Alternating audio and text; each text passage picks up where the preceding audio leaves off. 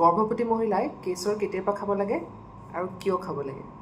প্ৰথম কথা, কেশৰ খোৱা নোখোৱাটো বা তাৰ কাৰণে যদি কিবা উপকাৰিতা আছে সেইটো আমাৰ চিকিৎসা বিজ্ঞানত নাই, আমাৰ সেইখিনি জ্ঞান নাই, যাৰ ওপৰত মই আপোনাক ক'ব পাৰিম যে আপুনি কেশৰ খাওক। আপোনালোকে বহুতে আহি সোধে মোক যে বাইদেউ আমি কেশৰ কেতিয়াৰ পৰা খাম।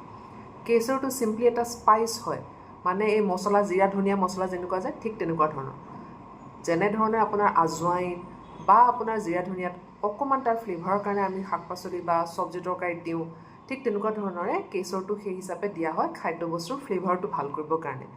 তাৰ খুব সাংঘাতিক এটা নিউট্ৰিশ্যনেল ভেলু নাথাকে, অকণমান ডাইজেষ্টিভ প্ৰপাৰ্টি বা হেল্প কৰাত, হজমত হেল্প কৰা অলপমান প্ৰপাৰ্টি থাকিব পাৰে, বাট আদাৰৱাইজ তেনেকুৱা ধৰণৰ একো নাই। আৰু যে এটা কথা থাকে মনত যে কেশৰ খালে ল'ৰা ছোৱালী গৰ্ভস্থ সন্তানটো একদম ধুনীয়া গোৰা চিত্তা হ'ব, এনেকুৱা কেনেকৈ হ'ব কওকচোন?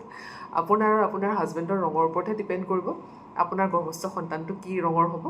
গতিকে ক'লা বগা বুলি কথা নাই, গৰ্ভস্থ সন্তানটো হেল্ডি হৈ পেলাই জন্ম ল'লেই ছাফিচিয়েণ্ট।